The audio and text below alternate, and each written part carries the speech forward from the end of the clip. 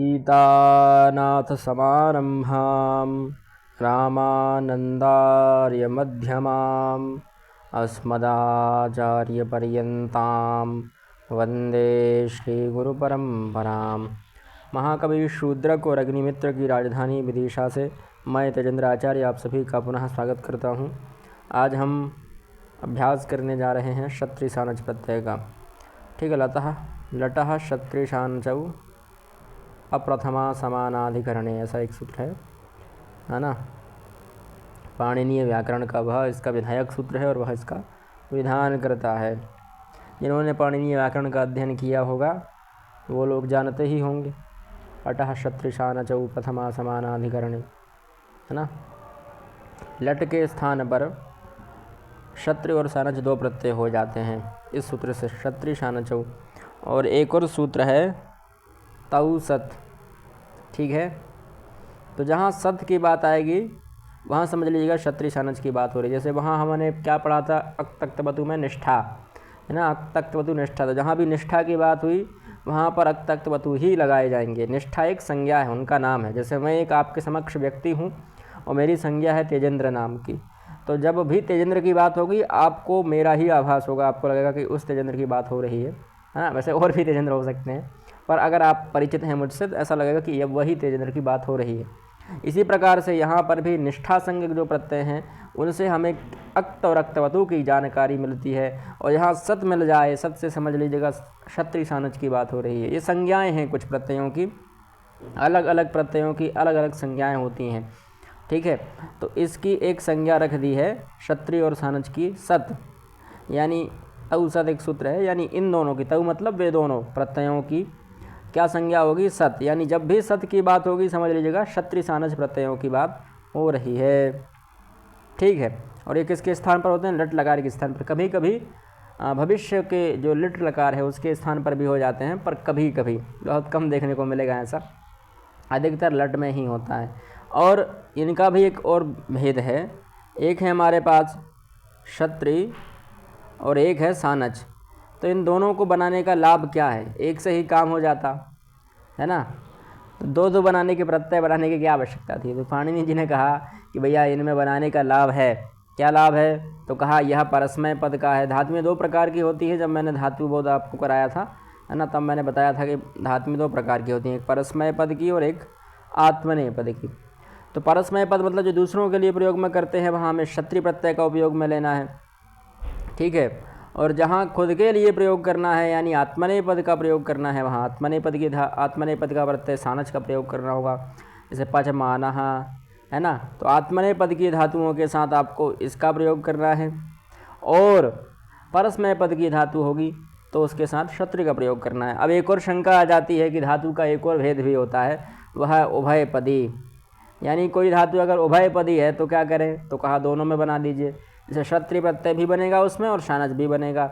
जैसे पच धातु है, पच धातु आत्मनेय पद की भी है, परस्मय पद की भी है। तो पच का क्षत्रि में क्या बनेगा, पचत। ये नपुंसक लिंग का है।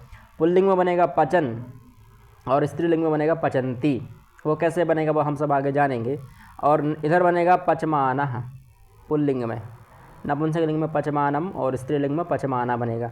यानी दोनों प्रकार के बन जाएंगे। कब, जब आत्मनेय पद की हो तो आत्मनेय पद वाले में शानच प्रत्यय लगाइएगा, परस्मय पद वाली में क्षत्रि प्रत्यय लगाइएगा, और उभय पद वाली है तो दोनों प्रकार के प्रत्यय लग सकते हैं। तो इतना समझ में आया कि लट के स्थान पर परस्मय पद धातुओं में क्षत्रि प्रत्यय होता है और आत्मनेय पद की धातुओं में शानच प्रत्यय होता है। क्षत्रि में ऋकार की संज्ञा हो जाती है, शकार की संज्ञा होकर लोप हो जाता है, तो बचता क्या है, केवल अत। ठीक है, अब उसी प्रकार से शानच में भी शा की संज्ञा होकर, चा की संज्ञा होकर केवल आन शेष रह जाता है ना। और फिर एक और सूत्र है आने मुख, तो आन से पहले मुगागम हो जाता है। ठीक, इस मुख से इसका भी का संज्ञा, ऊ की संज्ञा लोप, बचता है केवल माँ, और ये माँ और आ मिलकर माँ हो जा, ये वाला आधा माँ था, है ना, वो मिलेंगे तो मान ऐसा रूप बन जाएगा। तो पचमानः ऐसा रूप बन जाएगा, है ना, यतमानः। ऐसे और भी जो आत्मनेय पद की धातुएं हैं उनके साथ प्रयोग कर सकते हैं। ठीक, फिर प्रत्ययांत शब्द के लिंग वचन और कारक विशेष्य के तुल्य होते हैं। यानी क्षत्रिय प्रत्ययांत जो शब्द हैं वह उनके लिंग, है है ना, पुल्लिंग, स्त्रीलिंग, नपुंसकलिंग, वचन, एक वचन, द्विवचन, बहुवचन और कारक, विभक्ति वगैरह जो हैं वह विशेष्य के तुल्य होते हैं। यानी विशेष्य मतलब जिसके बारे में बात हो रही है, क्योंकि ये हुए अर्थ में होते हैं। जैसे कोई कार्य चल रहा है, उस कार्य में, जैसे एक उदाहरण वहीं दिया होगा लघु सिद्धांत कौमुदी में, पचंतम चैत्रम पश्य, पचाते हुए चैत्र को देखो, रसोइये को देखो, है ना। तो इसका अर्थ क्या हुआ, पचंतम मतलब पचाते हुए, चैत्रम किसी व्यक्ति को, उसका नाम है चैत्रम, उसको पश्य मतलब देखो, है ना। तो यहाँ क्या हुआ, ऐसे ही गच्छन्तम रामम पश्य। एक और उदाहरण ले लेते हैं हम, गच्छन्तम रामम पश्य। कर्ता कौन है यहाँ, कर्ता नहीं है, फिर कर्म है, ये इसको देखना है। कर्ता तो कोई और व्यक्ति ही है, मध्यम पुरुष का कर्ता है, त्वम। तो यहाँ पश्य इसके द्वारा, ये द्वितीय विभक्ति का है इसलिए ये भी द्वितीय विभक्ति का हो गया। और यहाँ भी गच्छन्तम क्षत्रिय प्रत्ययान्त है, यानी ये विशेष्य हो गया और यह विशेषण हो गया, यह उसका विशेषण है। जैसे काला राम, सफ़ेद राम, तो ये काला और सफ़ेद क्या है, विशेषण है। उसी प्रकार से ये भी विशेषण ही है एक प्रकार का। गच्छन्तम मतलब जाते हुए, कौन जा रहा है, तो राम जा रहा है। राम क्या कर रहा है, तो राम जा रहा है, तो उस जाते हुए राम को देखना है, ये क्रिया है। ठीक, समझ गए होंगे इन प्रत्ययों का प्रयोग क्या है ना। जो भी कोई काम कर रहा है, जैसे हम वीडियो बना रहे हैं, तो अब वीडियो बना रहे हुए उस व्यक्ति को देखो, तो यहाँ बना रहे, गा रहे, हंस रहे, उस जो हम काम करते रहते हैं ना, चल रहा है जो काम, कंटिन्यूस टेंस जिसको कहते हैं संभवतः आंग्ल भाषा में, तो उसके लिए हम शतृशानच का प्रयोग करते हैं, है ना। वैसे प्रयोग नहीं करते हैं कंटिन्यूज के लिए, उसके लिए अलग प्रयोग होता है। जैसे पचन अस्ति, लिखन अस्ति, वदन अस्ति, बोल रहा है, लिख रहा है, ये केवल हुए अर्थ में होता है ना। पचाते हुए, लिखते हुए, गाते हुए, हंसते हुए, बनाते हुए, तो उस दृष्टि से हमें गच्छन्तम, पचंतम, ऐसे गच्छन्तः, पचन, गच्छन ऐसे रूप बनेंगे, पिबन। पर यदि हमें कहना है कि भैया वह उस कार्य को कर रहा है, यानी बिल्कुल एकदम कंटिन्यूस चल रहा है वो कार्य, तब हम कहते हैं अस्ति का प्रयोग लगा देते हैं, और जो मूल शब्द है, प्रत्ययांत मूल शब्द, उसका प्रयोग करते हैं। जैसे पचन अस्ति, पका रहा है, लिखन अस्ति, लिख रहा है, वदन अस्ति, बोल रहा है ना, धावन अस्ति, दौड़ रहा है, पचमाना अस्ति, पचा रही है, लिख का तो नहीं होगा। और भी जो आत्मनेपद की धातुएं हैं उनके साथ बना लीजिएगा शानच प्रत्यय। ठीक है, अब कुछ नियम बता रहे हैं यहाँ से कि क्षत्रिय प्रत्यांत शब्द जो हैं वह पठत के तुल्य चलेंगे। पठत के शब्द रूप अगर आपने याद किए हों तो अच्छी बात है।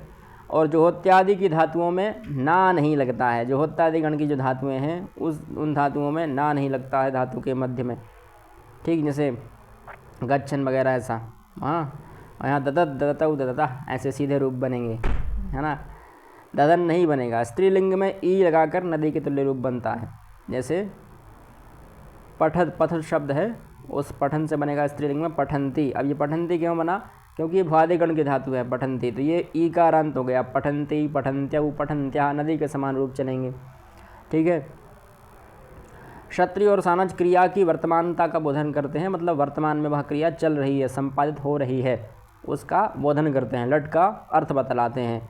वह जा रहा है, वह जा रहा है, वह खा रहा था, है ना, सहा, गच्छन, अस्ति इत्यादि का भी प्रयोग करते हैं, मैं बता चुका हूँ आपके लिए। क्षत्रिय प्रत्यय में भी विकर्ण आदि होते हैं, कुछ विकर्ण आदि लगाए जाते हैं बीच में, आगे पीछे।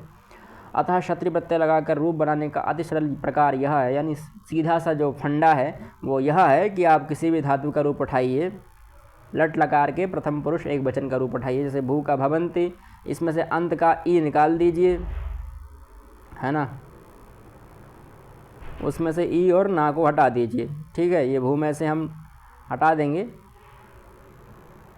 ई और ता को हटाइए, इन्होंने ना लिखा है, ता को हटा दीजिए। ठीक, भू में से ये भवंती रूप बन गया।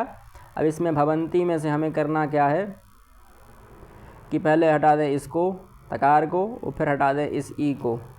तो ई के हटाने के बाद अब हमारे पास क्या बचा, भवन। तो इस भवन को ही, यही है हमारा मूल रूप।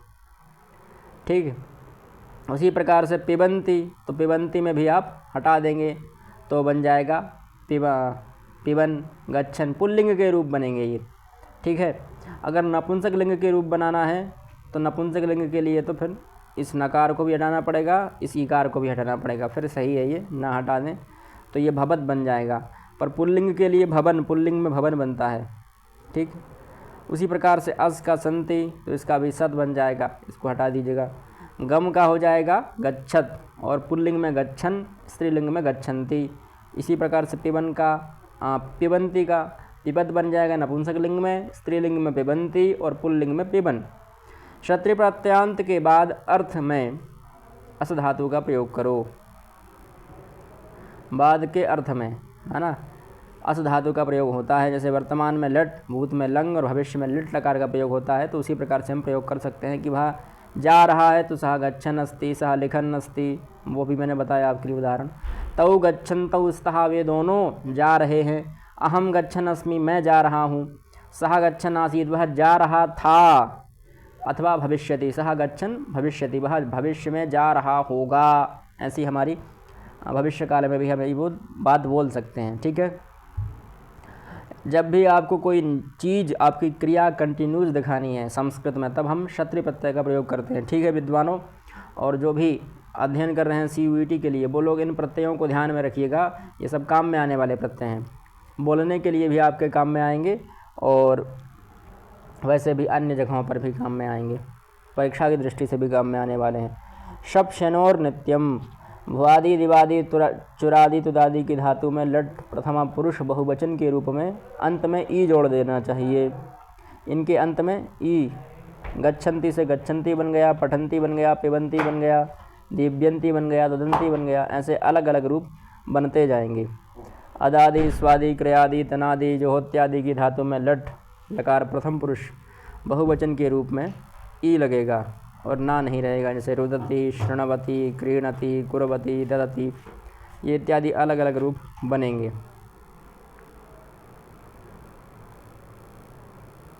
अब कुछ अभ्यास करते हैं। जैसे गच्छन, तो यहाँ क्षत्रिय प्रत्यय का प्रयोग हुआ,